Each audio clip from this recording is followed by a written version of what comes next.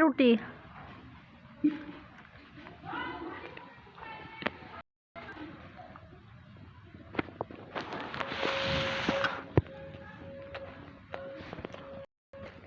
খেয়ে দিয়ে রাখি করবো।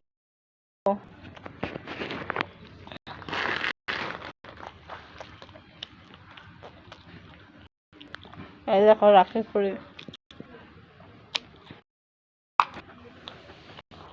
আমরা খুব গরিব মানুষ, ওই যে মুরগির খোপে থাকি।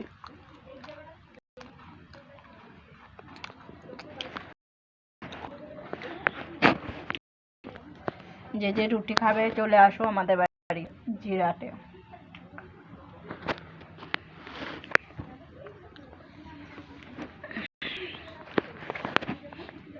কি করবো, বেলায় রান্না করবো, দেখি ঘরের লোক নিয়ে আসে, তারপরে রান্না চাপাবো।